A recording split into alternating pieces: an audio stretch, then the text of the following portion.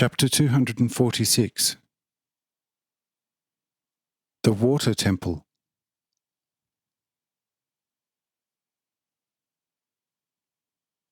In a likewise mountainous area, which was located a 2 days' journey northeast of Hanoch, a temple was built for the water god. But how? The following brief sketch will show.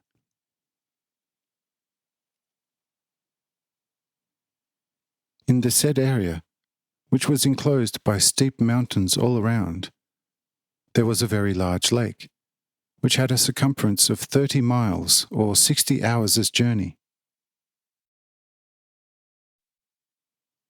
In the middle of the lake, however, was an island which had a surface area of at least 4 square miles, and was filled with cliffs and other small but quite steep, fountain-rich mountains, through which the more flat part of the island was quite well irrigated and thus very fertile.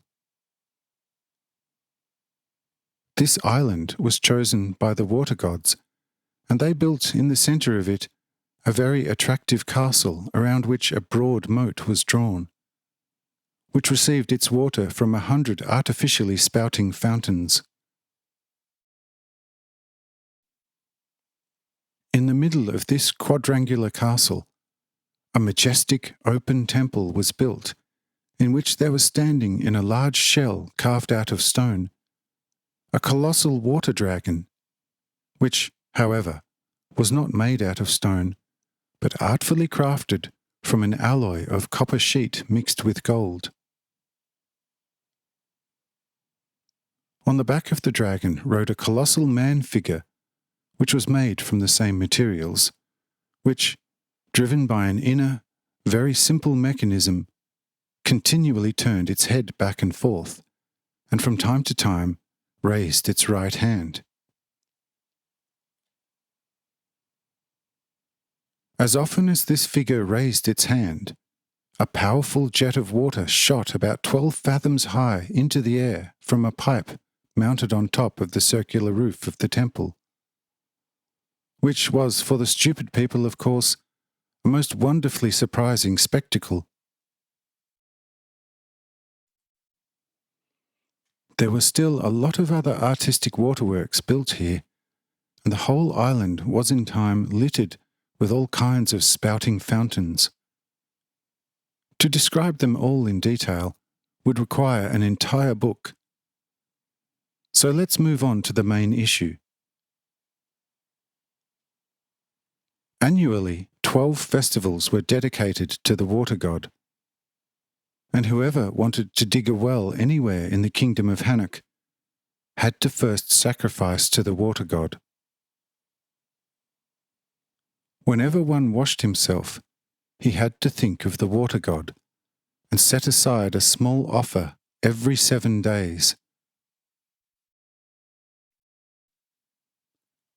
Whoever bathed had to make a significant sacrifice and had to hand it over to the water guardian appointed by the water god.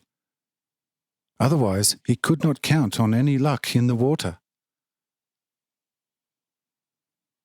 Thus also launders, boatmen and fishermen and all sorts of people who used water had to sacrifice to the water god regularly, or they could expect unforeseen calamities, in which they were usually brought by the watermasters who were stationed everywhere near the waters.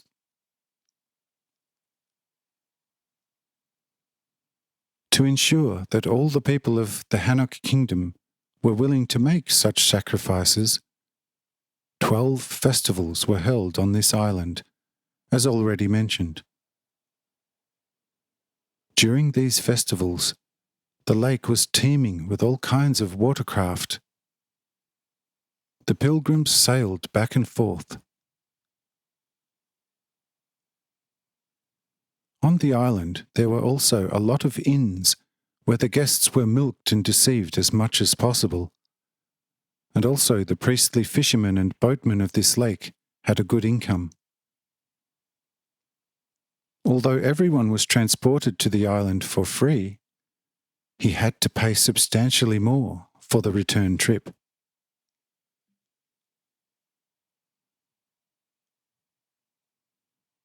I do not think it necessary to know more about this atrocity. Therefore, we want to move on to an even more laudable situation,